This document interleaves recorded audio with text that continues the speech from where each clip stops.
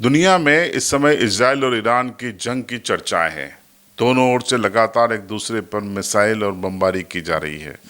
Iran का दावा है कि उसने इजराइल के कई शहरों पर निशाना बना साधा है और उसकी बैलिस्टिक मिसाइलें लगातार कारगर प्रहार कर रही हैं। और इजराइल का जो आयरन डोम सिस्टम है, एयर डिफेंस सिस्टम है, उसको कोलैप्स कर दिया है ईरान ने। ये ईरान की ओर से दावा है। इजराइल की ओर से दावा है कि उसने ईरान के न्यूक्लियर रिएक्टर्स को और प्लांट्स को डिस्ट्रॉय कर दिया है, उसका न्यूक्लियर जो साइंटिस्ट हैं उनको मार दिया है और कई जनरलों की जान ले ली है। इसी बीच दोनों पक्षों के अपने अपने दावे हैं, आरोप प्रत्यारोप है। लेकिन इस वीडियो में इसी जंग से एसोसिएट में एक ऐसी तस्वीर की बात करूंगा। ये तस्वीर आप देख रहे हैं अमेरिकी राष्ट्रपति डोनाल्ड ट्रंप की, जिन्होंने व्हाइट हाउस में पाकिस्तान के आर्मी चीफ आसिफ मुनीर को लंच के लिए बुलाया था।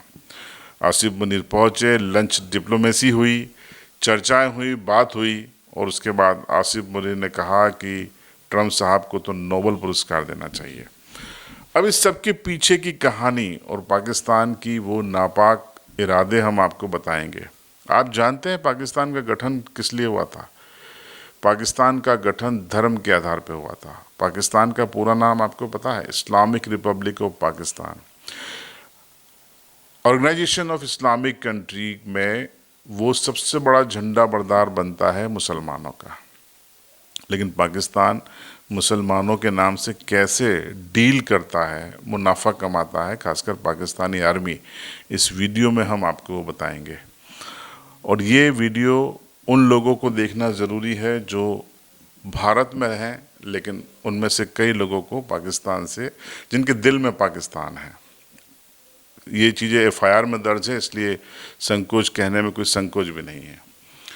आसिफ मुनीर जब G7 की बैठक छोड़कर डोनाल्ड ट्रंप वापस वाशिंगटन डीसी लौटते हैं और कहते हैं कि वो ईरान पे कुछ बड़ा करने वाले हैं, ईरान के पास न्यूक्लियर वेपन्स नहीं हो सकता, वो नहीं होने देंगे। और मीडिया रिपोर्ट, जो मीडिया में वो खुफिया रिपोर्ट्स लीक हो जाती हैं कि किसी भी वक्त यूएस आर्मी, एयरफोर्स और नेवी ईरान पे बड़ा हमला कर सकती हैं, डिजास्टर बम का यूज़ कर सकती हैं। उसी बीच आसिफ मुनीर वहाँ पहुँचते हैं। अब आप टाइमिंग को समझिएगा। आसिफ मुनीर ऑपरेशन सिंदूर या उसके बाद करीब 1 महीना हो गया है युद्ध विराम को, सीज फायर को, तब नहीं पहुँचा। आसिफ मुनीर तब पहुँचते हैं जब G7 को छोड़ के ट्रंप वाशिंगटन लौटते हैं और प्लानिंग कर रहे होते हैं ईरान पे हमले की। दरअसल आसिफ मुनीर को इसलिए बुलाया गया था कि आप रिश्वत ले लीजिए, फंड ले लीजिए पाकिस्तान के लिए, लेकिन ईरान के मसले पर आप चुप रहेंगे, आप कुछ नहीं बोलेंगे।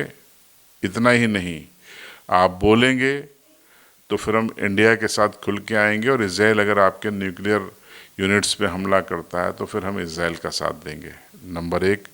नंबर 2, ये कहा गया कि अगर हम ईरान पे हमला करते हैं तो हम आपके ईरान के नज़दीक में बने एयरबेस का इस्तेमाल करेंगे और आपको वो हमें देना पड़ेगा। आसिफ मुनीर उसके लिए भी राज़ी हो गए। आसिफ मुनीर इस बात के लिए भी राज़ी हो गए कि वो ईरान का साथ नहीं देंगे।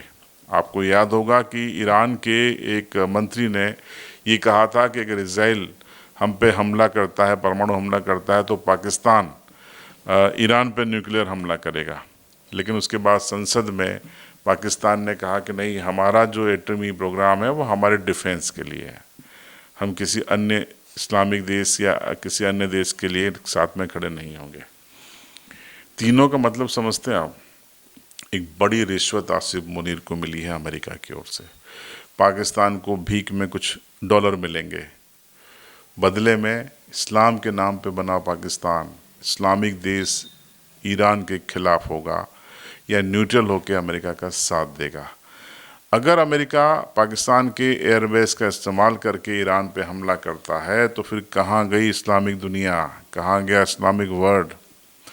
और ये पहली बार नहीं है जो पाकिस्तान इस्लाम के नाम पे जो ठेकेदारी करता है वो एक्सपोज हुआ है।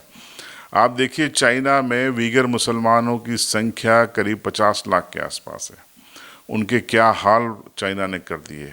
उनको नमाज पढ़ने के राइट छीन लिए गए, उनकी मस्जिदें डिस्ट्रॉय कर दी गई, उनको सूअर का मांस खिलाया जा रहा है, उनके बच्चों को उनसे हज़ारों किलोमीटर दूर डिटेंशन सेंटर में भेज दिया गया जहां उनको बुद्ध बनाया जा रहा है, मतलब जो बौद्ध धर्म है उसमें कन्वर्ट किया जा रहा है, उनकी शिक्षा दी जा रही है। मगर पाकिस्तान खामोश है, पाकिस्तान के समर्थक भी खामोश हैं जो भारत में रहते हैं। क्यों? जवाब है क्यों? आप तो इस्लाम के नाम पे बने थे, आपने धर्म के आधार पर लिया था, और आप तो ऑर्गेनाइजेशन ऑफ इस्लामिक कंट्री के ठेकेदार हैं, कॉन्ट्रैक्ट लिया हुआ है आपने मुसलमानों के रक्षा का। तो चीन के इंजीनियर आपके यहाँ काम कर रहे हैं, वो पाकिस्तान की मुस्लिम महिलाओं से जब चाहे रेप करते हैं, जब चाहे दोयम दर्जे का व्यवहार करते हैं, पाकिस्तानियों को पीटा जाता है, लेकिन आप चुप हैं क्योंकि आपको भीख में चीन से रिश्वत मिल रही है और भारत के खिलाफ आपको चीन का समर्थन मिल रहा है। तो ये थी आसिफ मुनीर की डोनाल्ड ट्रंप से मुलाकात के पीछे की कहानी। कई बेवकूफ़ लोग यहाँ पर ये चर्चाएं कर रहे हैं कि ये भारत की कूटनीतिक हार है कि लंच टेबल पर आसिफ मुनीर ट्रंप के साथ बैठ गया।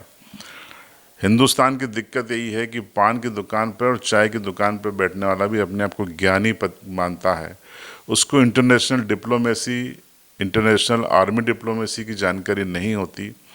एक नैरेटिव सा सेट कर रखा है दिमाग में, उसी चीज़ों को वो आगे बढ़ाता है।